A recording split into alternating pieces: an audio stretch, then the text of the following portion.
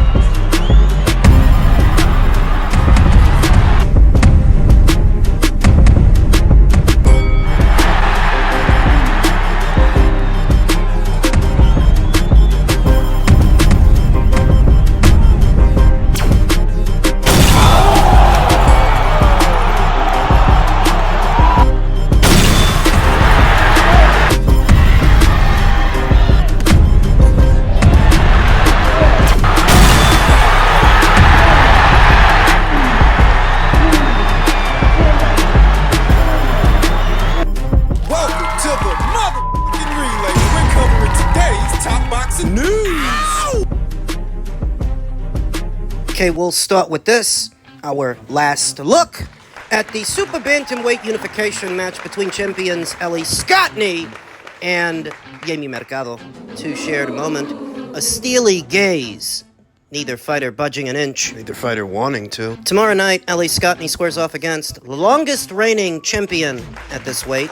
More experienced fighter in the fight, though perhaps not the more talented fighter in the fight. Tomorrow night. Talent is what I believe will separate Ellie Scotney from Jamie Mercado. Both fighters are 27 years old, though in spite of Jamie Mercado being the longest reigning champion at this weight, it is Ellie Scotney that comes in as unified, holding more than one alphabet title. The effort has been apparent from Ellie Scotney that she means to become this division's undisputed champion, whereas Jamie, in spite of all her experience, I never saw much effort from her to get the other champions in the ring, though she's here now. She's been champion since November of 2019, a reign that has lasted approximately 5 or 6 years. You can imagine how many titles have changed hands in the Super Bantamweight division that many times, all the while Jamie was WBC champion. But like I said, I never saw much of an effort from her to unify this division. No, that desire was better expressed by Ellie Scotney, who sports a professional record of 10 wins with no losses, no draws, no recorded knockouts. Not a big puncher, but a damn good boxer. To Jamie Mercado, who sports a professional record of 24 wins with 3 losses, no draws, 5 knockouts, having never been knocked out in 27 professional bouts. Last in action in June of last year opposite the ring, Ramla Ali, who she decisioned over 10 rounds. In that way, it's been over a year since Jamie Mercado had a fight. Didn't realize it had been that long. That's not good for her. Though in spite of all her experience, Jamie Mercado's fundamentals, the X's and O's as it were, don't quite stack up next to each other. Ellie Scotney's punches are noticeably shorter, tighter, and thus they are more defensible, less countering opportunities. As opposed to what you get from Jamie, who swings noticeably wider. In terms of combinations, you see very good shot selection from Ellie Scotney, good variety, going upstairs, going downstairs, as opposed to what you see from Jamie, which are tend to mount to uncontrolled flurries, just swinging for the fences and going for it. It can get quite disorganized. I think that Jamie's strongest attribute as a fighter is her overall toughness, that she's quite the physical specimen and she's got great punch resistance, but it's not like Ellie Scotney's looking for a knockout. It's not like she goes in there with the intention of stopping her opponent so much as outthinking them and outboxing them. And I think she's going to tomorrow night. Punch for punch, maybe Jamie punches harder than Ellie Scotney. And maybe she's a bit more durable too, but she's also slower. Physically, she's also been out for an entire year, whereas Ellie Scotney saw action more recently, earlier this one in January, when she defended her titles against Miyamoto. Ellie Scotney doesn't have any ring rust to shake off. Jamie does. Physically. And in terms of X's and O's, fundamentals, fight mechanics, I think Ellie has her beat in that department as well. I anticipate an Ellie Scotney points decision win. This will land Ellie Scotney a spot on the current Ring IQ pound-for-pound list where she's not featured, but a win tomorrow night could get her there. Why? She could end up bumping off Lauren Price, who's in the number 9 spot, for having beaten champions Jessica McCaskill and Natasha Jonas. That's 2. If Ellie Scotney seals the deal tomorrow night and beats Jamie Mercado, That makes 3 for Ellie. She won the IBF title from then-champion Shernika Johnson. Won the WBO title from then-champion Sigolene Lafarve, and if she wins the WBC tomorrow, that makes 3. Which will be enough for Ellie Scotney to bump off Lauren Price and occupy that spot on the list. You will also notice that Dina Thorsland is ranked at number 10, but Dina Thorsland is out on maternity leave and won't be returning in the foreseeable future. Thus, the winner of Shernika Johnson versus Shurita Metcalf will occupy a spot on the list as well. Remember that the winner of that fight is going to be the inaugural undisputed bantamweight champion. There's never been one before them. So we'll see what happens elsewhere in the world of boxing. Canelo Alvarez's business partner is being accused of money laundering for the Mexican Cartel. Which one? Canelo Alvarez is widely regarded as the face of boxing and is arguably one of the most popular athletes on the planet. He is a 17-time world champion across 4 weight classes and is also a 2-time undisputed super middleweight champion. And the Mexican will put that status on the line against Terence Crawford on September 13th. Apart from his ventures inside the ring, Canelo has also been just as successful outside of it. His empire includes a boxing promotion, gas stations, a cocktail company, a clothing line, and more. He also runs a chain of convenience stores known as Upper by Canelo Energy. According to a report by Reforma, an associate of Canelo named Eric Daniel Zamora Delgadillo has been accused of using the convenience store chain and his company, Ecocarburante, for illegal activities, including the distribution of stolen fuel and laundering money for the Jalisco Nueva Generación cartel. Delgadillo has a checkered past, and before his involvement with Canelo Energy, he served as a president of a company called Agricola Boreal. The company is blacklisted by the U.S. Treasury's Office of Foreign Assets Control for alleged drug trafficking. Ugh, nobody wants their drugs to get stuck in traffic. I don't think that's what they meant. And financial laundering. Money laundering happens on both sides of the border. Happens all the time. Apart from that, Delgadillo is also the representative of another Mexican company called Impulsora de Productos Sustentables, which has been linked with fuel theft. Delgadillo is reportedly an associate of Jose Muriguia Santiago, the brother of former mayor of the Teotihuacan municipality, Jose Ascension Muriguia. Muriguia has often attended Canelo Alvarez's fights in the United States. Canelo has yet to make any public comment regarding this reported association with Delgadillo. The news comes just days after another Mexican boxer, Julio Cesar Chavez, was arrested and is due to be deported for connections to the Sinaloa cartel. Things south of the border being the way that they are, and the cartels practically having the run of the place, I imagine that it's difficult for anyone, even a Canelo Alvarez, to run a business without some involvement from them. You guys have heard of that old game, 6 degrees from Kevin Bacon. I imagine that south of the border, it's more like 6 degrees from the cartels. You have to wonder, how deep does it go? How bad does it get? And how heavy or how not heavy is all of this weighing on Canelo's head ahead of the fight with Terence Crawford? Would it serve as a distraction, or is all of this much ado about nothing? Because when Delgadillo eats, Canelo Alvarez doesn't shit.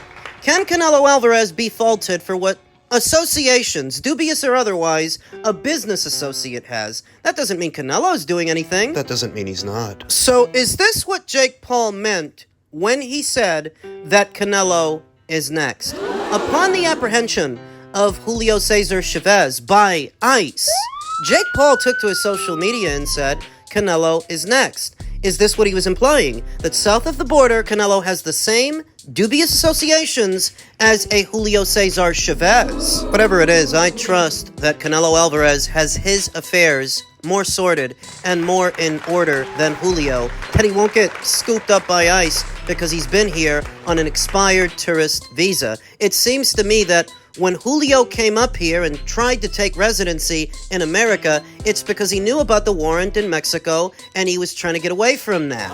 The block was hot, the heat was on, and he was trying to disappear for a while. To disappear in a manner of speaking, because he was hardly out of the public eye taking on that high-profile fight with Jake Paul, but you know what I mean, on this side of the border. He's trying to get away from things. I don't know how much or how little it matters that one of Canelo Alvarez's business associates may have something nefarious going on.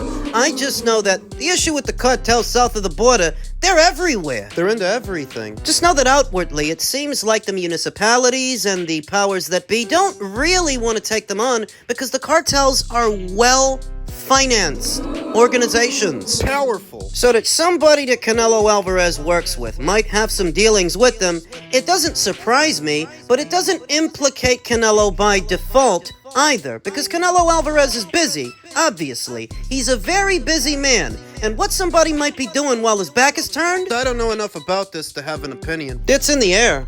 As it pertains to Jake Paul and his would-be rank via the alphabets, the World Boxing Council is now being pressured over Jake Paul's ranking after the WBA launches a formal review. The World Boxing Council is facing fierce backlash to block Jake Paul's entry into the top 15 cruiserweight rankings as the WBA's move to place him at number 14 has erupted into a scandal. World Boxing Council Ratings Committee members have a decision to make following a pending WBA review of the YouTuber's position. Just days after Ring Magazine claimed the WBA will undergo a formal evaluation of Paul's rating at number 14, his position in the cruiserweight division is in jeopardy. WBA President Gilberto Mendoza placed Paul ahead of undefeated knockout artist Craig Parker after he defeated Julio Cesar Chavez Jr. in Anaheim. However, they will reconsider the move after complaints from professional boxers. You can see how it happened.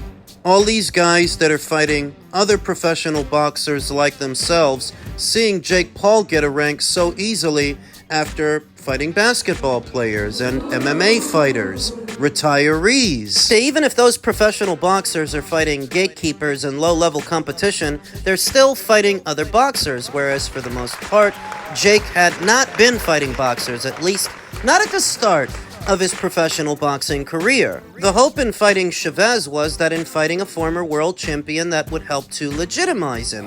Jake Paul, who recently outpointed Chavez Jr. over 10 rounds, is awaiting developments. The World Boxing Council has not issued any official comment as the debate rages. The World Boxing Council's rating list isn't due out for another few days, with many waiting to see how the events unfold. It's up to the World Boxing Council if they follow through on their word to Paul before the Chavez fight. My goal is to become a world champion. The WBA and WBC plan on ranking me depending on my performance against Chavez, Paul told DAZN in a pre-fight interview, and once I'm ranked, I can go for the title shot. After the WBA followed through on its promise, Paul added, "Shout out to the WBA and Gilberto Mendoza for being disruptors and not being afraid to recognize me." Seeing all these lists with current champion Badou Jack, give him to me next.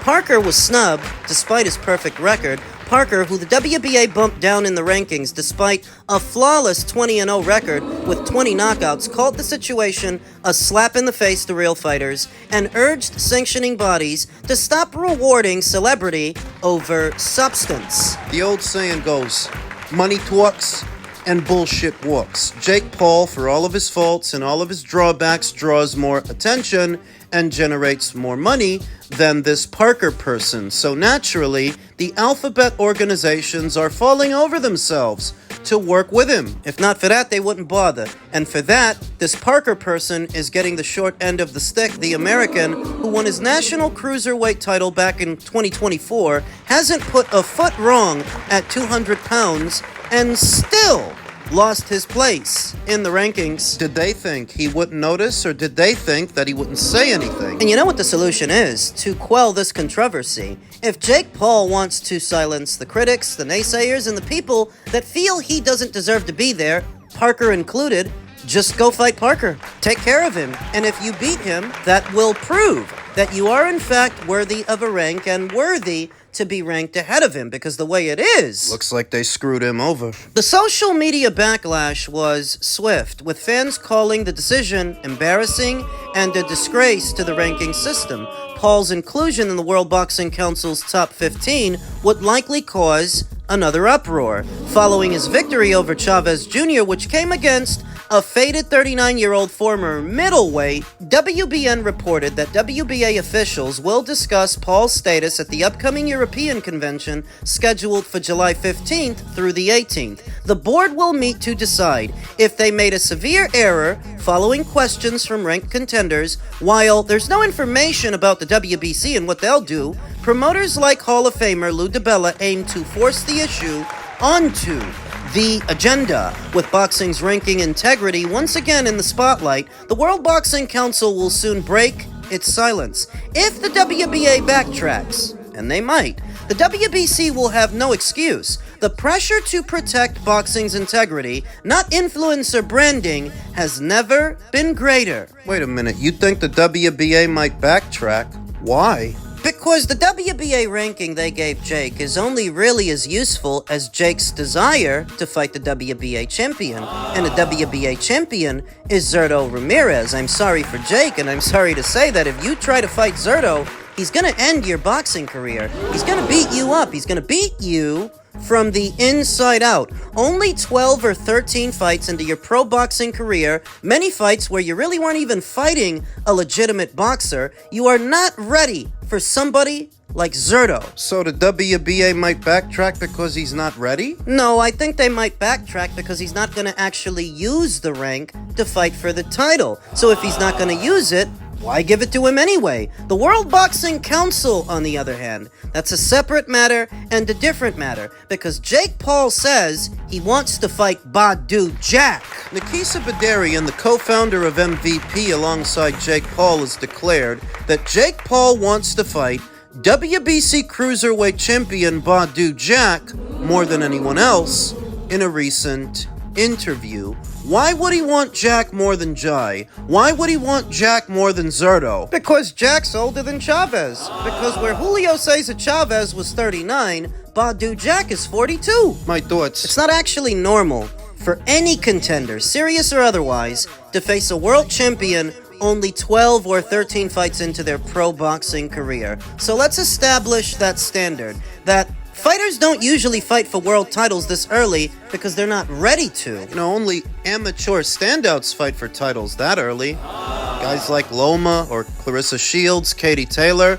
Jake Paul is not those things. So, Badou Jack, even at 42, is a credible threat to Jake Paul. He still is, more than Chavez was, because we all know Chavez was not dedicated to his craft, whereas Badou still is. Enough that if Jake Paul were to fight him, it's not a foregone conclusion that Jake wins. The caveat is that Badou is currently under orders to fight Noel Mikhailian, the former champion. He's under orders to have a rematch with him. So will the World Boxing Council put that aside so that Jake can fight in his place? Because it's the World Boxing Council that ordered that rematch. Will Noel Mikhailian be willing to step aside to let Jake Paul get his crack at the apple for the right price? I think he might. If you pay him.